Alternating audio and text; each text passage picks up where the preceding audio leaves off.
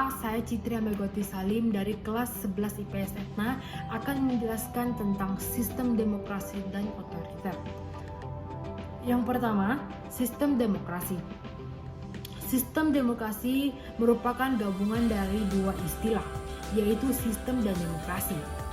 Sistem ini mengandung pengertian, yaitu keseluruhan dari beberapa bagian yang mempunyai hubungan fungsional baik antara bagian maupun hubungan struktural.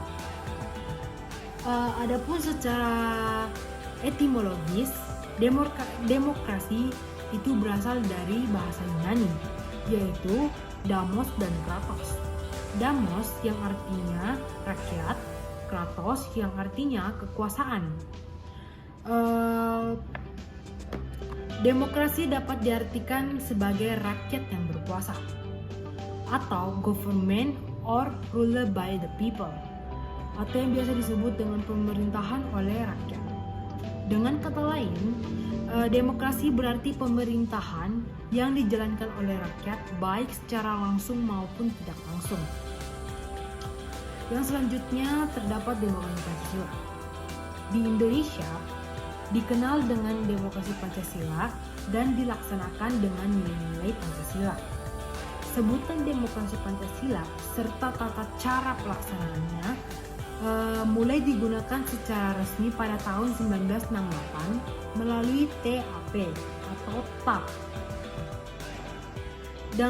Dengan demikian, pengertian demokrasi Pancasila sendiri adalah kerakyatan yang dipimpin oleh hikmat kebijaksanaan dalam permusyawaratan perwakilan yang berketuhanan yang Maha Esa, kemanusiaan yang adil dan beradab, persatuan Indonesia, dan yang berkeadilan sosial bagi seluruh rakyat Indonesia.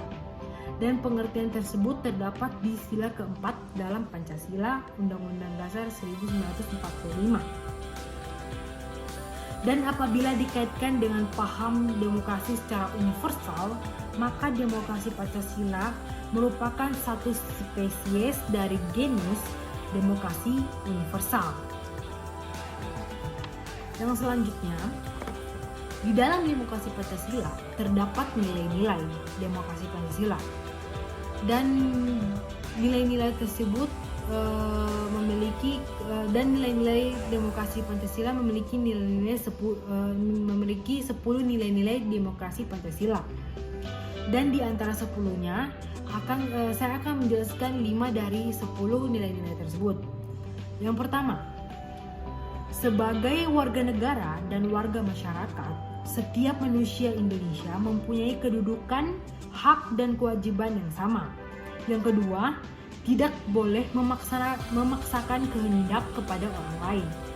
Yang ketiga, mengutamakan musyawarah dalam mengambil keputusan untuk kepentingan bersama. Yang keempat, menghormati dan menjunjung tinggi setiap keputusan yang dicapai sebagai hasil musyawarah.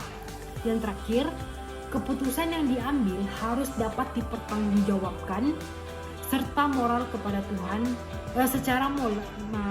secara moral kepada Tuhan yang Maha Esa, menjunjung tinggi harkat dan martabat manusia, nilai-nilai kebenaran dan keadilan, mengutamakan persatuan dan kesatuan demi kepentingan bersama. Yang kedua, di dalam demokrasi Pancasila terdapat prinsip-prinsip demokrasi Pancasila. Disebutkan Ahmad Sanusi mengatakan ada 10 pilar demokrasi konstitusional Indonesia menurut Pancasila dan Undang-Undang Dasar Negara Republik Indonesia tahun 1945. Dari ke-10 pilar tersebut, di sini saya akan menjelaskan cuma 5 pilar dari 10 pilar demokrasi tersebut. Yang pertama, demokrasi yang berketuhanan yang Maha Esa, yang artinya sistem penyelenggaraan negara RI harus taat asas, konsisten, dan sesuai dengan nilai-nilai dan kaidah-kaidah dasar ketuhanan yang Maha Esa. Yang kedua, demokrasi dengan kecerdasan, yang artinya aturan dan penyelenggaraan demokrasi menurut Undang-Undang Dasar Negara Republik Indonesia tahun 1945 itu bukan dengan kekuatan naluri, kekuatan otot, ataupun kekuatan massa semata-mata, tetapi menuntut kecerdasan rohania, kecerdasan akaliah, kecerdasan rasional, dan kecerdasan emosional. Yang ketiga, demokrasi dengan rule of law. Hal ini mengandung 4 makna penting. Yang pertama, kekuasaan negara Republik Indonesia itu harus mengandung melindungi serta mengembangkan kebenaran hukum atau legal truth. Yang kedua, kekuasaan negara itu memberikan keadilan hukum atau legal justice, bukan demokrasi yang terbatas pada keadilan formal dan pura-pura.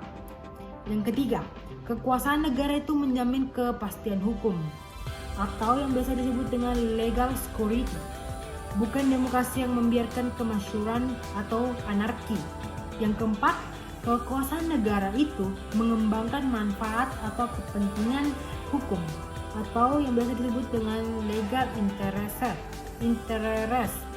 seperti kedamaian, pembangunan dan bukan demokrasi yang justru mempopulerkan fitnah dan hujatan atau menciptakan perpecahan.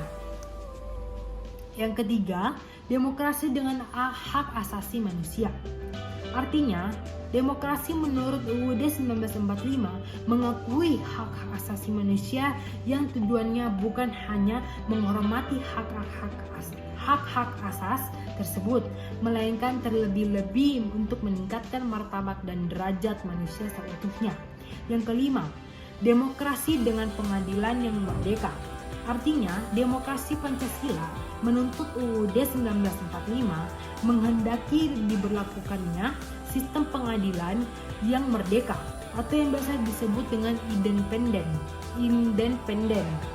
yang memberi peluang seluas-luasnya kepada semua pihak yang berkepentingan untuk mencari dan menemukan hukum yang seadil-adilnya. Yang ketiga, dalam demokrasi Pancasila memiliki makna sila keempat Pancasila dalam demokrasi Pancasila. Makna sila keempat dalam Pancasila, demokrasi Pancasila itu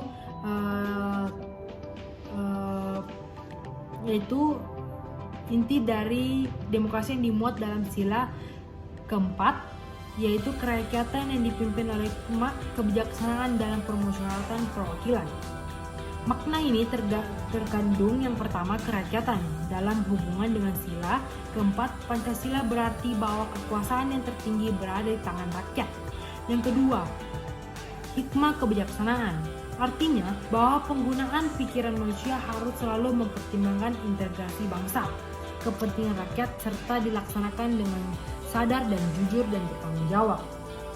Yang ketiga, permusyawaratan merupakan suatu cara khas kepribadian bangsa Indonesia dalam mencari keputusan sesuai dengan kehendak rakyat yang memegang kedaulatan yang akhirnya dapat mencapai suatu keputusan yang mufakat. Yang keempat, perwakilan merupakan suatu sistem atau suatu cara yang berupaya menggugah partisipasi rakyat mengambil bagian dalam kehidupan berbangsa dan bernegara, yaitu seperti pemilihan umum untuk memilih para wakil rakyat dan pemimpin bangsa dan negara. Yang selanjutnya, yang keempat, dalam demokrasi Pancasila terdapat beberapa nilai moral, dan nilai-nilai moral tersebut adalah yang pertama itu persamaan bagi seluruh rakyat Indonesia, yang kedua keseimbangan antara hak dan kewajiban, yang ketiga pelaksanaan kebebasan yang dipertanggungjawabkan secara moral kepada Tuhan Yang Maha Esa, diri sendiri dan orang lain, yang keempat mewujudkan rasa keadilan sosial, yang kelima pengambilan keputusan dengan musyawarah mufakat, yang keenam mengutamakan persatuan nasional dan kekeluargaan, yang ketujuh menjunjung tinggi tujuan dan cita-cita nasional. Yang Selanjutnya, saya akan menjelaskan tentang sistem otoriter. Di dalam sistem ini, di mana kekuasaan politik itu terkonsentrasi pada seorang pemimpin. Pemimpin tersebut tidak dibatasi dengan aturan hukum dan membuat kebijakan di negara sesuai kehendak pribadinya sendiri. Di dalam sistem otoriter terdapat ciri-ciri. Yang pertama itu pemimpin menjabat dalam waktu yang sangat lama atau bisa saja turun-temurun. Yang kedua, tidak dihargainya HAM atau hak asasi manusia. Yang ketiga, tidak adanya pemerataan infrastruktur. Yang keempat, organisasi baru selalu dicurigai. Yang kelima, kekuasaan tertinggi berada di tangan pemimpin. Kita bisa ambil contoh dari negara Korea Utara yang dipimpin oleh Kim Jong-un, yang pada awalnya dipimpin oleh kakeknya, yang kedua dipimpin oleh papanya, yang sekarang dipimpin oleh seorang Kim Jong-un. Yang kedua, dalam sistem otoriter memiliki prinsip-prinsip. Yang pertama, sentralisasi kekuasaan, ialah otoritas legislatif, yudikatif, dan serta eksekutif menjadi satu kesatuan.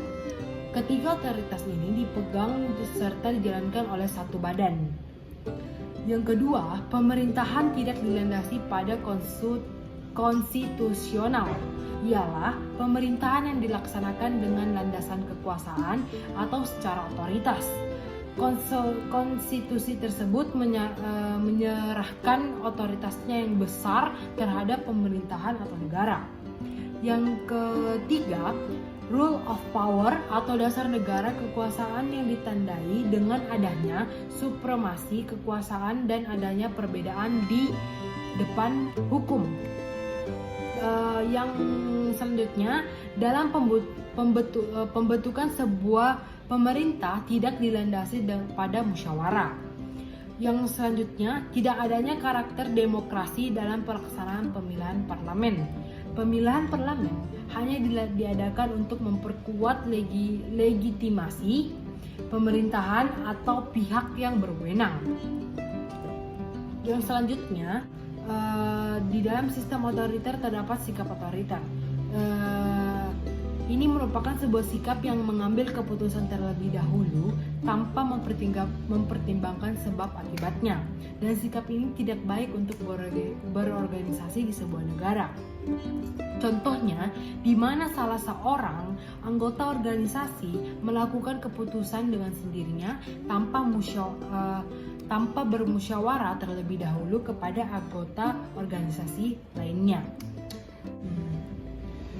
Ini adalah akhir dari penjelasan saya tentang sistem demokrasi dan sistem otoriter.